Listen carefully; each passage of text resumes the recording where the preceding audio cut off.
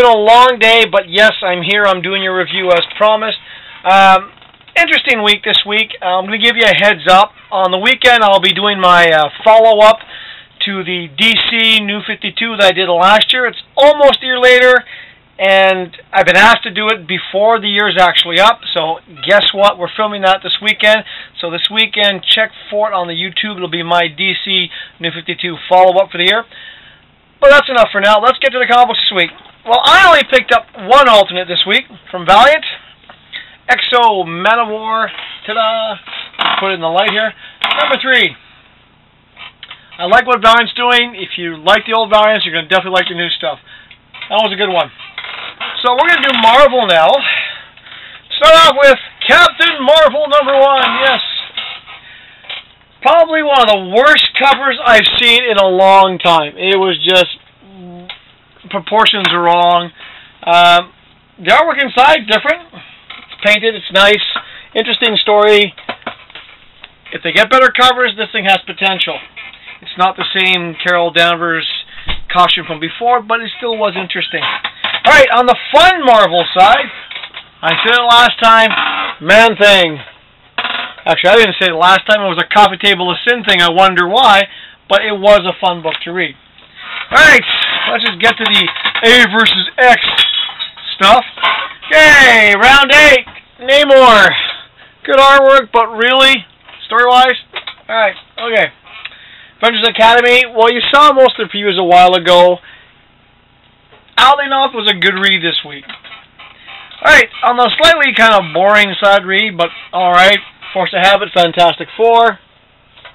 And last but not least, this is actually cover of the week. It was the best Marvel this week.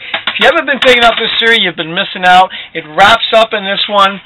And like I said, this is cover of the week. It's the best art for Marvel of the week. It's the best Marvel story of the week.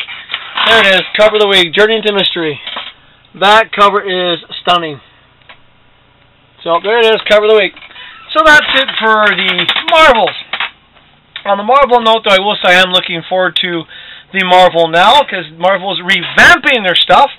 Revamping, not rebooting. A little sidebar, for those of you who remember last year, DC said they were going to revamp, and they actually rebooted. We'll be talking about that on the weekend. Speaking of DC, shall we start the Blue Beetle? Blue Beetle versus Booster Gold. For those of you who remember pre-52, Booster Gold had gotten to be a really cool dude. This? Yeah. Inconsistent art, inconsistent story, not happy. Speaking of inconsistent art, Nightwing. Like the character, I don't mind the story, but the art was all over the place.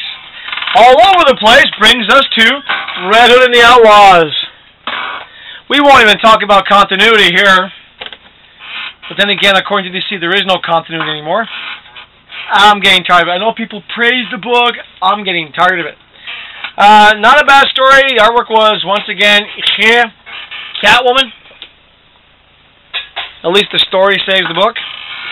Disappointing, this one. I was shocked. It's the first time I'm saying this about this book, but Batwoman was a letdown, this issue. I just really, the artwork was not as there. The story was kind of like, okay, letdown.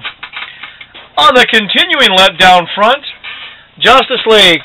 Yes, the artwork is alright. However, I'm tired of having to go back. Well, this is like their first years again, and they're doing infighting. I thought Wildstorm comic books. If I wanted Wildstorm stories, I would have bought Wildstorm. And the other thing is, too, the Shazam backup. Do we really have to frickin' come up with another, oh, let's retell the origin of Shazam? You mean Captain Marvel? Ha-ha! Alright, getting on to the Captain front. Interesting read. You know, at least something was somewhat interesting this week from this week. Captain Atom. A book that has potential, and it's going to get real soon. Something that I think DC should cancel now, because I've been buying this thing for ages. Pre-52 was good.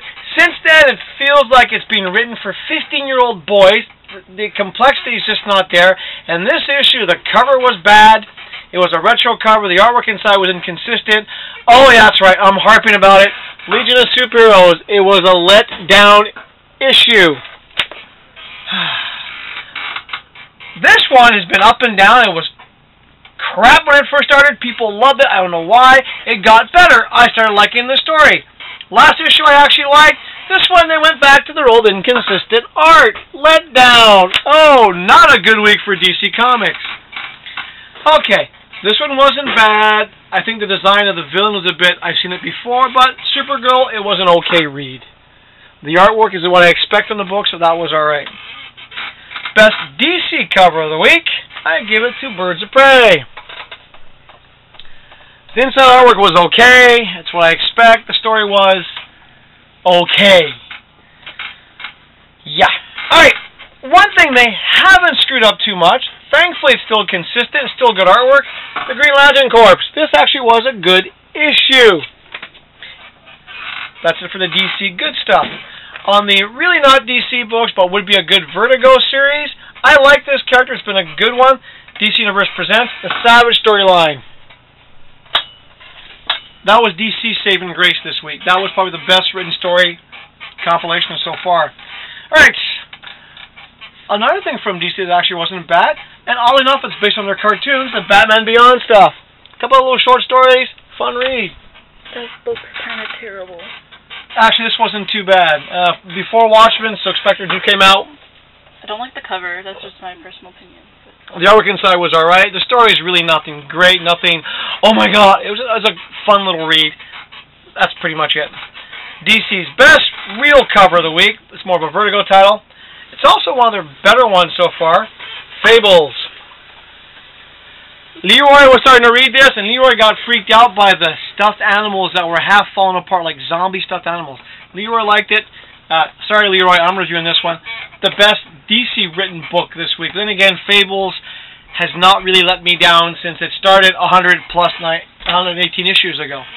So that's it for the new comics this week. But one thing I want to point out about RX, you can get some really good stuff on RX. For those of you guys who don't know this series, it's called Heroes of the North. It's a web series, Canadian-based. This came out a while ago. I bought the omnibus back then. I went, hey, can you give me another omnibus? I want to send it to somebody.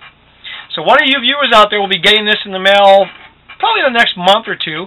But I picked up, because they still had it, the Heroes of the North Omnibus, #1.